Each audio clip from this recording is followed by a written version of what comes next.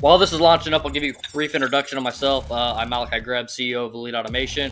We run a automation company where we integrate robotics. We design automated systems, weld fixturings, all different types of automated pieces of capital equipment for the manufacturing space. So myself personally, I come from a programming background, a lot of robot programming, PLC programming, and dealing with things like vision. And I have a very good understanding of vision systems and how they work at a fundamental level, and have been able to experience and observe code working at its very base level and using very base level camera tools, right? And back like 10 years ago, before vision got to the point where it is today and has the capabilities that it has today, there used to be a lot more hard coding, and there was a lot less tools that were just built. You had to actually custom build vision tools back in the day. And so, Keyence and Cognex are essentially vision systems for doing different types of inspections, vision locations, things along those lines. So point being, why I mentioned all these things is because robotaxi, the technology in it,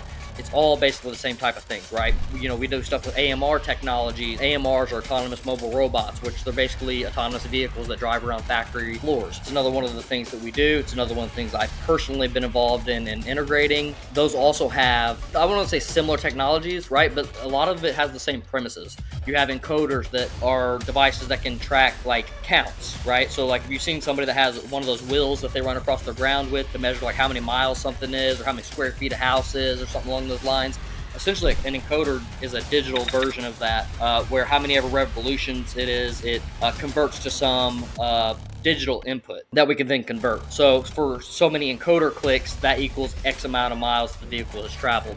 So I'm not exactly 100% positive on what Tesla's hardware is. However, I know for a fact that they're using this because you have to have encoders to be able to detect things like slippage and like you slip on ice or different things like that, right? That's what gives you the ability to detect how the car is reacting based on its inputs and outputs.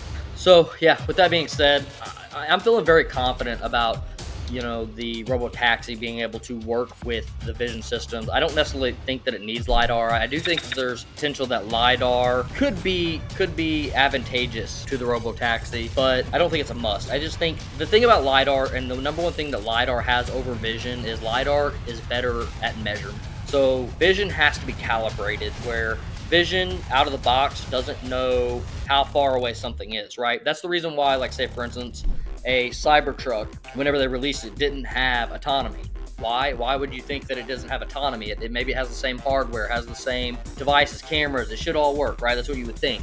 But the issue is because it's on a different device and because the cameras are mounted in different locations, it messes with the vehicle's calibration. So now the calibration's off. So it has to get enough road time to be able to rebuild its calibration.